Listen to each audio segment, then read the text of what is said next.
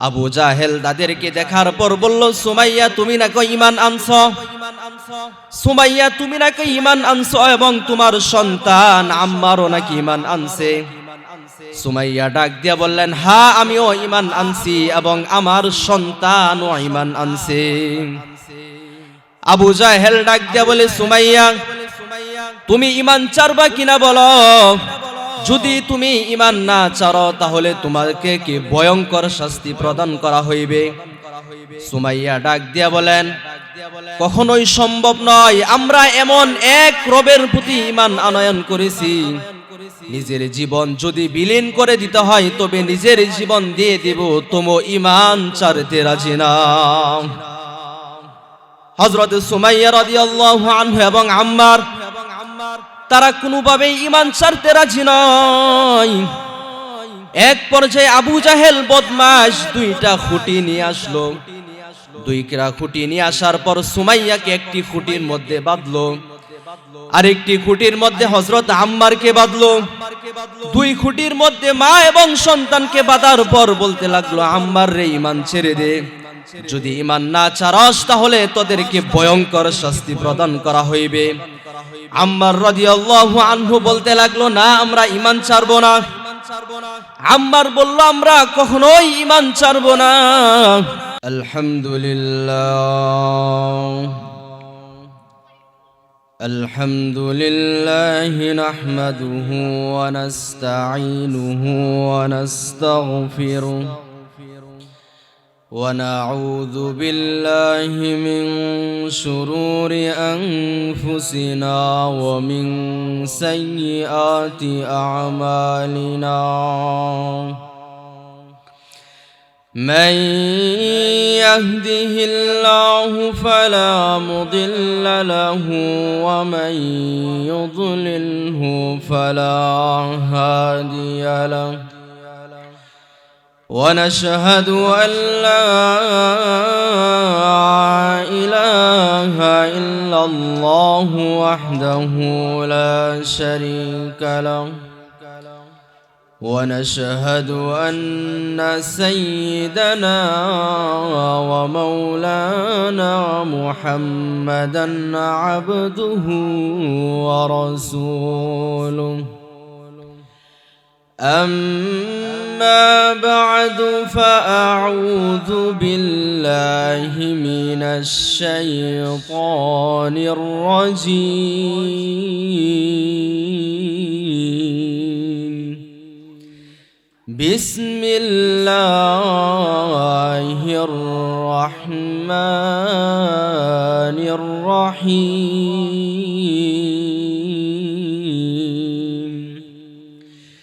وإذا قيل لهم آمنوا كما آمن الناس قالوا أنؤمن كما آمن السفهاء ألا إنهم هم السفهاء ولكن لا يعلمون الحمد لله আল্লাহ জাল্লা জালালুহুর দরবারে লাখ কোটি শুকর আদায় করি যে আল্লাহ পাক রব্বুল আলামিন আমাদের সবাইকে আসরের সালাত আদায় করার পর একটি ধর্মীয় মজলিসের মধ্যে আসার এবং দ্বীনি কিছু কথাবার্তা শোনার তৌফিক দান করেছেন, এই জন্য বলে আলহামদুলিল্লাহ।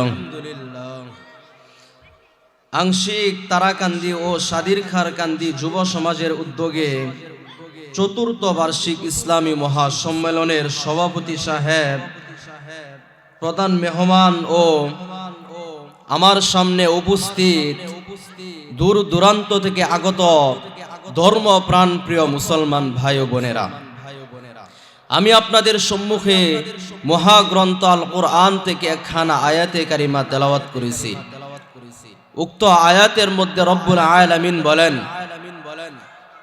وَإِذَا قِيلَ لَهُمْ آمِنُوا كَمَا آمَنَ النَّاسُ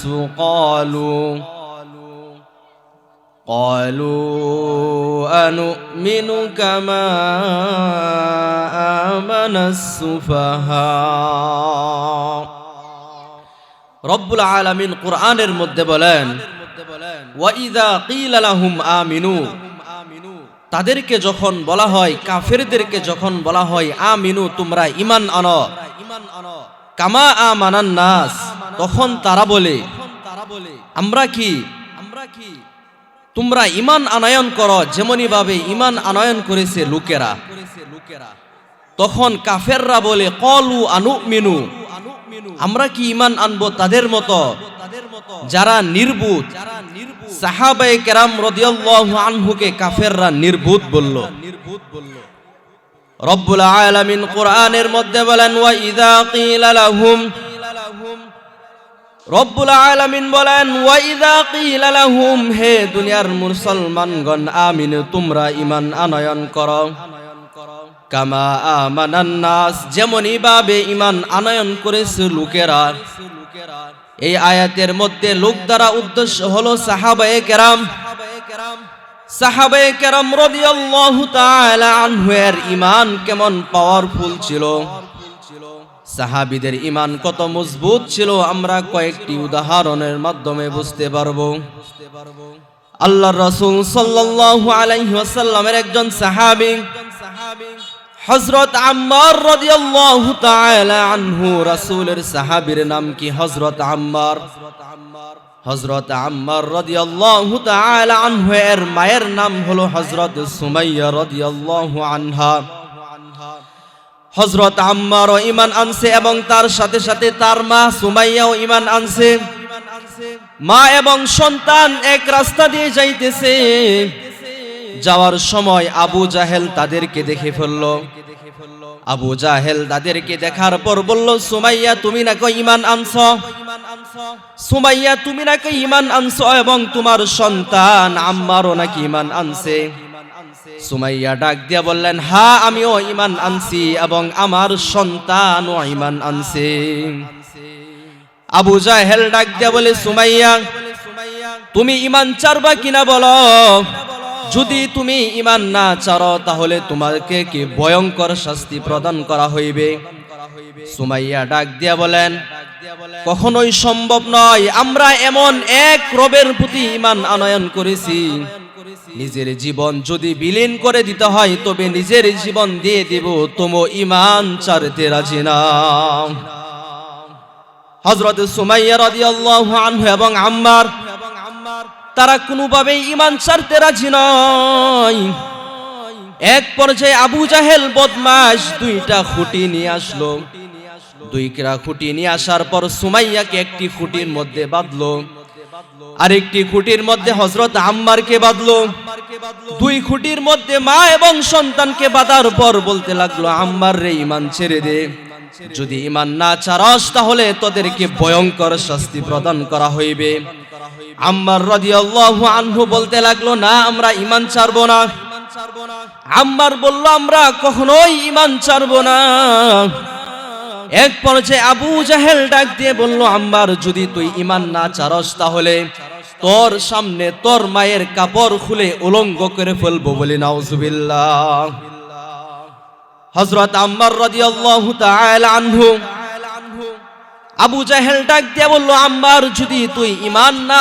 ছাড়স তাহলে তোর সামনে তোর মায়ের কাপড় খুলে উলঙ্গ করে ফেলবো আম্মারের মা সুমাইয়া ডাক দিয়ে বলে আম্মার শুন আমাকে আমার যাই হোক না কেন তুই কখনোই ঈমান ছাড়বি না এক পর্যায়ে আবু জাহেল বদমাশ যখন দেখলো তারা ঈমান ছাড়তে রাজি নয় তখন আবু জাহেল কয়েকটি বর্ষা নিয়ে আসলো কয়েকটি বর্ষা নিয়ে আসার পর সুমাইয়া রাদিয়াল্লাহু আনহু এর লজ্জাস্থানের মধ্যে আঘাত করতে লাগলো লজ্জাস্থানের মধ্যে আঘাত করতে করতে রক্ত দ্বারা রাস্তা রক্তে রঞ্জিত হয়ে গেল তখন সুমাইয়া রাদিয়াল্লাহু আনহু ঈমান ছাড়ে নাই হযরত সুমাইয়া রাদিয়াল্লাহু আনহু যখন শাহাদাত বরণ করবেন হযরত সুমাইয়া হযরত আম্মারকে ডাক দিয়ে বলে আম্মার শুন আমি এমন সন্তান জন্ম দেই নাই যে কাফেরদের বই ঈমান ছেড়ে দিবে। আম্মার রে শোন, আমি মনে হয় শাহাদাতের পানি পান করতে যাইতেছি, কিন্তু আমি মৃত্যুর পূর্বে তোকে কি একটি কথা বলতে চাই, কাফেরদের কথাই তুই কখনো ঈমান ছেড়ে দিবে না। রব্বুল আলামিন বলেন, আমিনু কামা আমানান নাস, তোমরা ঈমান আনো। এই যে সুমাইয়া এবং আম্মারের ঈমানের দিকে তাকাও, যতই বাধা বিপত্তি তাদের সামনে আসছিল, তারা এক কথাই আমরা ঈমান ছাড়ব না, যতই বাধা বিপত্তি আসুক। এই জন্য মুসলমান ভাইয়ের আমি আপনাদেরকে বলতে চাই, আজ আমাদের ঈমান নেওয়ার জন্য চার দিক থেকে ষড়যন্ত্র চলতেছে। চলে বলে কৌশলে নেক্সট শুরুতেও আমাদের ঈমান নেওয়ার জন্য ষড়যন্ত্র চলতেছে। তাই আমি আপনাদেরকে একটি কথা বলবো, আপনারা সদা সর্বদা আলেমের সাথে থাকবেন। যদি আলেমের সাথে থাকতে পারেন তাহলে কখনো গুমরা হয়ে যাবেন না। আল্লাহর রাসূল সাল্লাল্লাহু আলাইহি ওয়াসাল্লামের সাহাবী হযরত সাদ ইবনে আবি ওয়াক্কাস রাদিয়াল্লাহু তাআলা আনহু যুদ্ধের ময়দান থেকে ফিরে আসার পর সন্ধ্যা হয়ে যায়। রাত্রি কোথায় যাপন করবেন? রাত্রি যাপন করার মতো কোনো জায়গা পাইতেছে না। সাহাবী হযরত সাদ ইবনে আবি ওয়াক্কাস রাদিয়াল্লাহু তাআলা আনহু খ্রিস্টান সম্প্রদায়ের সাথে পরামর্শ করলো, বলল, ও খ্রিস্টান সম্প্রদায়, আমরা আজকে রাতটা কোথায় কাটাইতে পারি, একটা পরামর্শ দাও। খ্রিস্টানরা তারা পরস্পর বলাবলি করতে লাগলো, মুসলমানদেরকে আমরা এখন আর মারতে পারি না, আজ একটা সুযোগ পাইছি, আজ মুসলমানদেরকে আমরা ভুল জায়গার মধ্যে পাঠাইবো। মুসলমানরা সাদ ইবনে আবি ওয়াক্কাস রাদিয়াল্লাহু তাআলা আনহু এর কাছে এসে বলল, হে সাদ ইবনে আবি ওয়াক্কাস, সামনে একটি সুন্দর বাগান আছে, ওই বাগানের মধ্যে তোমরা আজকে রাতটি কাটাইতে পারো। হযরত সাদ ইবনে আবি ওয়াক্কাস রাদিয়াল্লাহু তাআলা আনহু সাহাবীদের দল নিয়ে সামনে যাইতে লাগলো। আসলে খ্রিস্টান সম্প্রদায় যে বলল সামনে সুন্দর বাগান ছিল, সামনে কোনো বাগান ছিল না, সামনে ছিল বিশাল বড় একটি জঙ্গল। খ্রিস্টানদের উদ্দেশ্য ছিল মুসলমানদেরকে মারার উদ্দেশ্য। হযরত সাদ ইবনে আবি ওয়াক্কাস রাদিয়াল্লাহু তাআলা আনহু সামনে যাইতে যাইতে গিয়ে দেখলেন বিশাল বড় এক জঙ্গল। সাহাবীরা ভয় পেতে লাগলো, খ্রিস্টানরা তো আমাদেরকে ভুল জায়গার মধ্যে এনেছে। সাহাবীরা ভয় পেতে লাগলো। হযরত সাদ ইবনে আবি ওয়াক্কাস রাদিয়াল্লাহু তাআলা আনহু হযরত সাদ ইবনে আবি ওয়াক্কাস রাদিয়াল্লাহু তাআলা আনহু তিনি সাহাবীদেরকে সান্ত্বনা দিয়ে বললেন, ও আমার সাহাবীরা, তোমরা ভয় পেও না। তখন হযরত সাদ ইবনে আবি ওয়াক্কাস রাদিয়াল্লাহু আনহু বিশাল বড় একটি স্টেজ তৈরি করার জন্য বললেন, একটি স্টেজ তৈরি করলো। সাহাবীরা মনে করেছিল সাদ ইবনে আবি ওয়াক্কাস সাহাবীদের উদ্দেশ্যে ভাষণ দিবেন, কিন্তু সাদ ইবনে আবি ওয়াক্কাস বিশাল বড় স্টেজের উপর দাঁড়িয়ে বললেন, হে দুনিয়ার হিংস্র, হে বনের হিংস্র বাঘ এবং পশুরা, তোমরা শুনে রাখো, নাহনু আসহাবু মুহাম্মাদিন সাল্লাল্লাহু আলাইহি ওয়াসাল্লাম, আমরা দুনিয়ার কোনো সাধারণ মানুষ নয়, আমরা হলাম আল্লাহর নবী সাল্লাল্লাহু আলাইহি ওয়াসাল্লামের একদল সাহাবী। আমরা এই ময়দানের মধ্যে এসেছি, আমরা এখানে আজকে রাতটি কাটাইতে চাই। আমরা তোমাদেরকে বলতে চাই, তোমরা সবাই এই ময়দান থেকে চলে যাও। সাহাবীরা বলল, হযরত সাদ ইবনে আবি ওয়াক্কাস যখন এই ঘোষণা দিলেন, তখন বাঘ তার সন্তান কুলে নেয়, সিংহ তার সন্তান কুলে নেয়, প্রত্যেকটা হিংস্র প্রাণী তাদের প্রত্যেক সন্তানকে কুলে নিয়ে সাহাবীদের জন্য ওই ময়দানটা খালি করে দিয়ে চলে যায়। আল্লাহ বলেন, আমিনু কামা আমানান নাস, হে দুনিয়ার মানুষেরা, তোমরা ঈমান আনো তাদের মতো, যাদের বয়, যাদের কথা বনের বাঘ পর্যন্ত শুনতে বাধ্য হয়েছে। এই জন্য আমাদের ঈমান সাহাবায়ে কেরাম রাদিয়াল্লাহু আনহু এর মতো হতে হবে, অন্যথায় আমাদেরকে আল্লাহ তাআলার কাছে ধরা খেতে হবে। এই জন্য মুহতারাম হাজরিন, মৃত্যুর পূর্বে আমাদের ঈমানকে সাহাবায়ে কেরাম এবং পূর্ববর্তী অনুসারী তাবেঈ, তাবে তাবেঈন এর ঈমান যেমন ছিল তাদের মতো ঈমান পাওয়ারফুল করতে হবে। আল্লাহ পাক রব্বুল আলামিন আমাদের সবাইকে আমরা যেন সাহাবীওয়ালা ঈমান যেন আমরা গ্রহণ করতে পারি এবং সাহাবীদের মতো ঈমান নিয়ে যেন আমরা কবরের মধ্যে যাইতে পারি। রব্বুল আলামিন আমাদের সবাইকে সেই তৌফিক দান করেন বলে আমিন। ওয়া আখিরু দাওয়ানা আনিল হামদুলিল্লাহি রাব্বিল আলামিন। আসসালামু আলাইকুম ওয়া রাহমাতুল্লাহি ওয়া বারাকাতুহু।